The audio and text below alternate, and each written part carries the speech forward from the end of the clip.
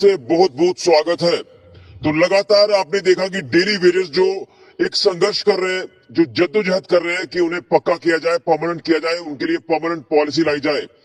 तो मैं आपको बताना चाहता हूं कि जिस तरह से आपने पिछले दिनों में देखा कि एक लंबा संघर्ष उन्होंने किया, लाठियां तक खाई, प्रोटेस्ट किए, गिरफ्तारियां हुई और वो जो लगातार परेशानी से गुजरते नजर आए डेली वेजेस, और वो एक संघर्ष लगातार करते रहे कि हमें पक्का किया जाए, हमारे घरों की जो हालत है वो बद से बदतर हो रही है। लेकिन अब जम्मू कश्मीर में जिस तरह से 10 साल के बाद चुनाव हुए, नई सरकार का गठन हुआ है, तो अब एक उम्मीद की किरण जो है वो तमाम डेली वेजेस को बनती नजर आ रही है कि नई सरकार कुछ ना कुछ जरूर करेगी। लेकिन अब जिस तरह से आपने देखा कि पिछले दिनों में अगर बात करें बीजेपी के एंड पर, तो उन्होंने भी कोशिश की थी कि अगर उनकी सरकार जम्मू कश्मीर में आती है तो इसको लेकर वो कोई ना कोई पॉलिसी तैयार जरूर करेंगे। लेकिन नई सरकार जो आई है नेशनल कॉन्फ्रेंस की, वो भी एक पॉलिसी तैयार कर रहे हैं। और आज कैबिनेट मिनिस्टर जावेद राणा का एक बड़ा बयान सामने आया है, और ये बयान है कि डेली वेजेस को जल्द खुशखबरी मिल सकती है।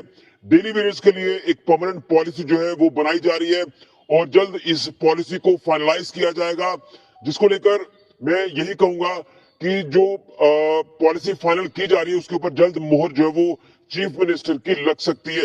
लेकिन अब देखना यह है कि कितनी जल्दी ये मसला हल होगा।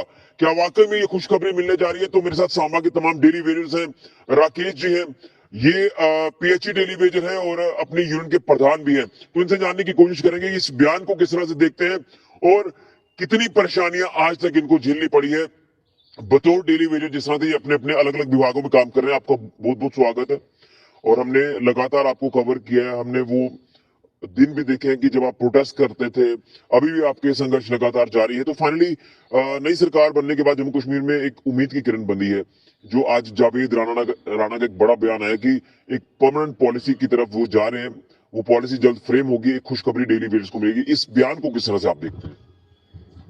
सबसे पहले ऋषि जी आपका अदा करता हूं कि आपने हमारी आवाज़ को बुलंद किया और बार बार किया। 2.25 साल हो गए हमें इस स्ट्राइक पर बैठे हुए, और 2.25 साल हमें धरना दे रहे हैं। हमारा धरना कंटिन्यू जम्मू चल रहा है यूनाइटेड फ्रंट का। तो आज तक हम उठे नहीं, वहीं पे बैठे हुए हैं। हमारे साथ ही हम जाते हैं बार बार। पर हम सरकार को, आपको पता ही है कि सरकार ने क्या क्या क्या नहीं हमने किया। धरना प्रदर्शन तो छोड़ो, लाठियाँ तक भी हमने खाई हैं। और पुल का, तवी का पुल बंद किया, कंपनी बाग का पानी बंद किया, हर हथकंडा हमने अपनाया, पर हमें हाथ हमारे कुछ नहीं आया। हम आज भी उसी जगह पे खड़े हैं, जैसे हम पहले खड़े थे, आज भी वहीं पे खड़े हैं।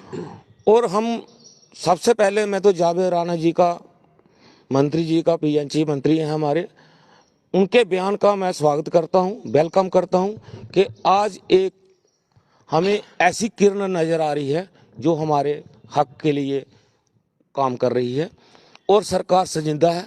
इन्होंने अपने मैनिफेस्टो में यही लिखा हुआ है कि सबसे पहले हम डेली वेजर का मुद्दा हल करेंगे। बाकी भी मुद्दे उन्होंने मैनिफेस्टो में लिखे हैं, बाकी वो हल करने की कोशिश कर रहे हैं। और सरकार को हम बताना चाहते हैं, पहले तो हम एलजी सरकार से ये प्रार्थना करते हैं कि अगर कैबिनेट में पास होता है हमारा मसला, तो एलजी सरकार से हम प्रार्थना करते हैं कि वो भी हमारा मसला हल करने की कोशिश करें। और हम उन पर भी उम्मीद रखते हैं कि वो भी हमारे काम के लिए संजीदा है, वो भी काम करने वाले हैं। वो अच्छे एलजी हैं, अच्छे इंसान हैं, और उनको मालूम है कि ये डेली वेजर कैसे अपना गुजारा कर रहे हैं। कल हम सतीश, कैबिनेट मंत्री माननीय सतीश शर्मा जी से हमने बात की। अब वो जा रहे थे, काफिला जा रहा था, हमने रोका, हमारे कुछ साथी थे, उन्होंने रोका, और हमने बात की उनसे, बात करने का मौका मिला हमें उनसे।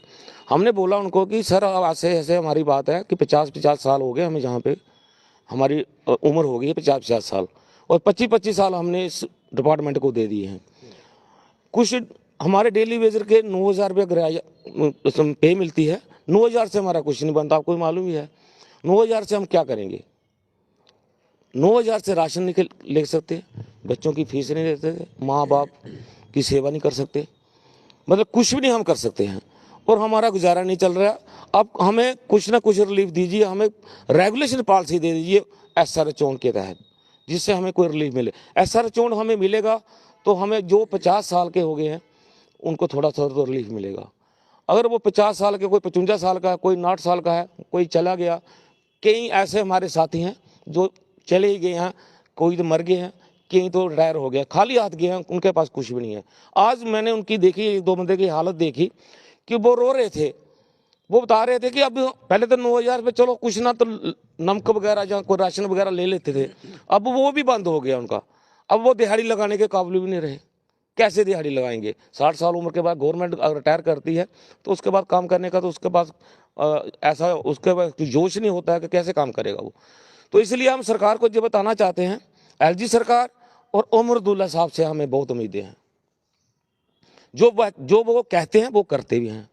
और जावेद राणा ने जो बयान दिया है हम उस पर खुश हैं, हम वेलकम कर रहे हैं। और सतीश शर्मा जी ने हमें आश्वासन दिया है कि हम आपके लिए सोच रहे हैं, जल्दी से जल्दी आपकी पॉलिसी हम बना रहे हैं और आपका काम होने के लिए जा रहा है, आप चिंता मत कीजिए। जो सरकारों ने नहीं किया हम उन पर नहीं जाना चाहते। उन्होंने भी कोशिश की, बीजेपी भी सरकार ने कोशिश की, कुछ ऐसे तथ्य आ जाते हैं, कोई नहीं होता है, कोई किस्मत की बात होती है। हम उन पर दोष नहीं देना चाहते, बीजेपी सरकार को भी दोष नहीं देना चाहते, जो उन्होंने भी किया। और हम अब इन पर उम्मीद है हमें कि जे हमें कुछ ना कुछ पॉलिसी हमें देंगे। और सरकार और उमर साहब से और जावेद राणा जी से हम हाथ जोड़कर निवेदन करते हैं कि जल्दी से जल्दी हमारी रेगुलेशन पॉलिसी लागू कर दीजिए कि हमें अपने बच्चों के बारे में, फ्यूचर के बारे में कुछ ना कुछ करने का मौका मिलेगा।